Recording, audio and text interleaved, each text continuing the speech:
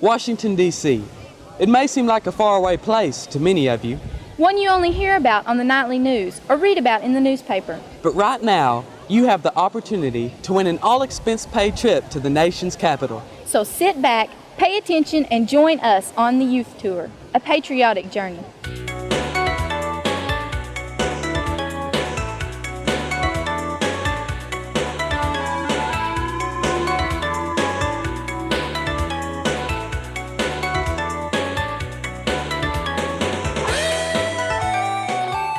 Since 1965, electric cooperatives in Texas have been sending Lone Star State teenagers to Washington, D.C. on the Government in Action Youth Tour. For many, it was the experience of a lifetime. But the patriotic journey doesn't start here. It starts where you are, right now. So take the time and make the effort, because you could be here next June. When I won this trip to Washington, D.C., I was really excited. But then I found out we were going to have to ride a bus for 3 days, and I began to have my doubts. But it's been great. We've played wonder games, slept, and played cards. I've had a lot of fun, and we haven't even gotten to Washington yet. Beam me up, Scotty. The first thing you see when you get to Washington, D.C. is the Washington Monument. By law, it is the tallest building in our nation's capital city. It is also the first place that the Youth Tour visits. From the top, you can see the whole city and all the other monuments and buildings that make this a great city. The buck starts here. Just think about that next time you plunk down $1 somewhere. Money is printed just like every other item that has ink on it, but it's printed in a very special way and under extreme security. It's awesome standing just a few feet away from millions of dollars. I asked for some free samples and they refused, but they will sell you souvenirs. That's the right flyer. The first airplane to ever fly. It's not a model, it's not a mock-up, it's the real thing. It's just one of the many exhibits here at the Smithsonian Air and Space Museum. This place is crammed full of flying aircraft of every size and shape. It chronicles the history of American aviation from the very beginning to present day. The Youth Tour is a very patriotic journey, and the Smithsonian American History Museum is a place that really brings history alive. This building is a virtual treasure trove of our past. You can see how our forefathers and mothers lived, the things that were important in their lives, and the legacy they left to us. Union Station is a new stop on the Youth Tour. It has been completely restored to its original beauty. Yeah, you can still catch a train here, but there's a wide variety of places to eat, shopping boutiques of every description, and a lot of people. Standing on the steps of the Capitol building is truly a moving experience.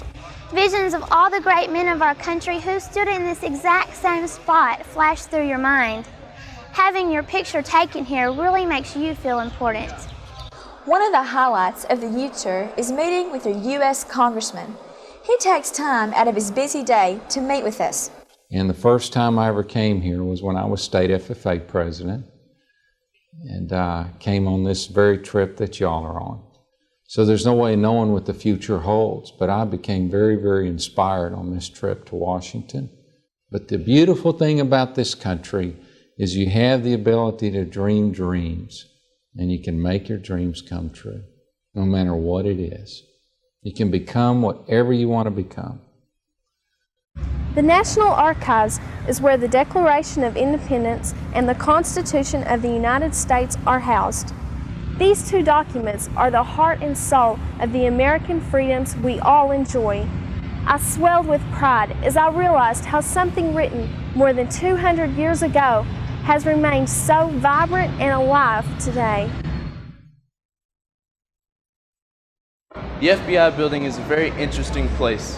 Some of the things that you can see on this tour are live firing range, confiscated drugs and weapons, and forensic examining rooms. We are sorry that we cannot show you some of this, but it's very highly classified. Ford's Theater earned its place in history in April of 1865. It was here that John Wilkes Booth assassinated President Abraham Lincoln. The presidential box looks the same today as it did on that fateful night. Downstairs there is a museum where you can see the clothes the president was wearing and the derringer that was used to shoot Lincoln. The Kennedy Center for the Performing Arts was built as a living memorial to President John F. Kennedy. Here, fine arts presentations are made year-round. As luck would have it, while we were here, they were having a Texas festival, Boy, talk about knowing fine art. The Lincoln Memorial honors the man who led our country in the struggle to preserve the Union. When you look at that huge statue of the President, you really feel that he is looking back at you. You can see the determination and pain on his face. I'm glad his battle was successful and that I can get just a small sense of our American greatness on this patriotic journey. The Thomas Jefferson Memorial was built on land that was reclaimed from marshes next to the Potomac River and honors our third president and founding father who wrote the Declaration of Independence. Looking at the large statue of Jefferson really impresses you and reminds you that America has been blessed through the years with leaders of vision and courage. The Washington National Cathedral was an idea first inspired by George Washington. The concept was to have a place of worship for all people. This building took exactly 83 years to complete. It is the second largest church in the United States. The stained glass windows depict Bible stories as well as modern-day life. There's even a window that has a rock from the moon in it. On Royal Electric Youth Day, we attend the Energy Battle. It's like a college bowl where teams answer questions on cooperatives, American history, and how our federal government works. After all the touring and educational trips, we got to let our hair down and go to a big old fun dance. It was a lot of fun, but the kids from Texas showed them how it was done.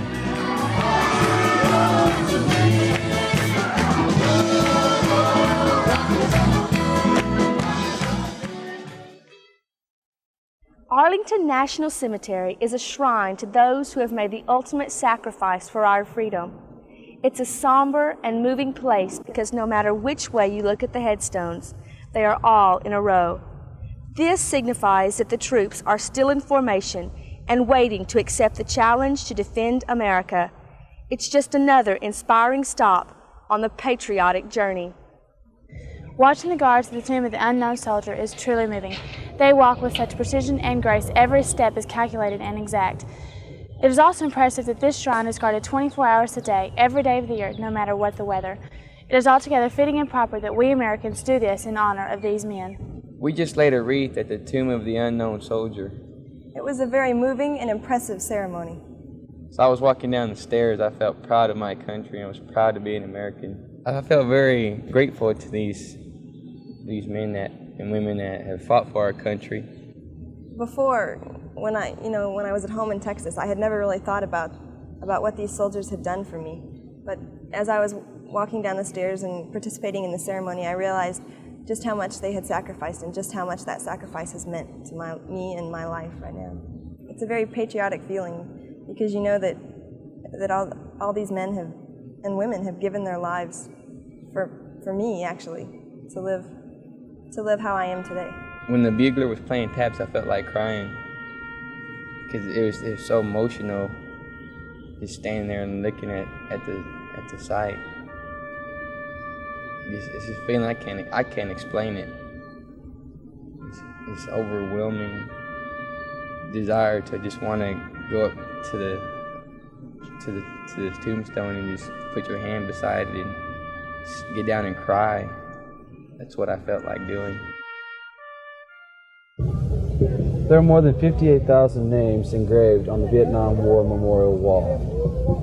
This trip is very special to me because my dad and my uncle both served in the United States Navy during the Vietnam War. They mainly sent me up here on a mission to find names of friends that they lost in the Vietnam War. It's very hard to talk about because the whole time I'm up here, all I can think is that my dad might be one that could have been up here on this wall, and if so, I wouldn't be here today. For more than 100 years, the National Geographic Society has been exploring the far reaches of our planet.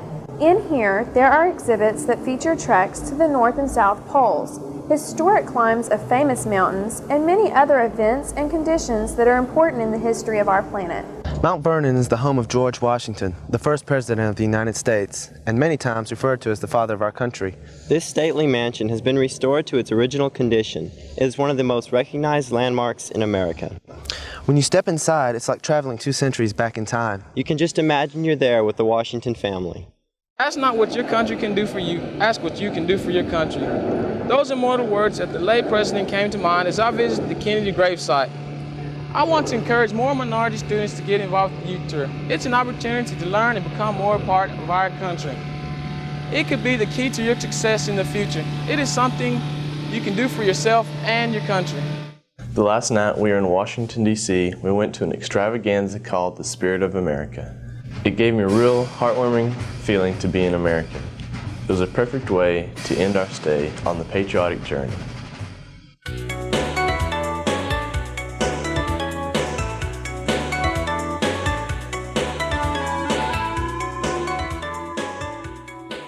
Lookout Mountain, Tennessee, is where the youth tour holds its final devotional.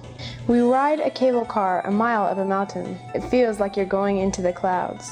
The devotional is a special time because for many of us, it is the first time we've been away from our fathers on Father's Day.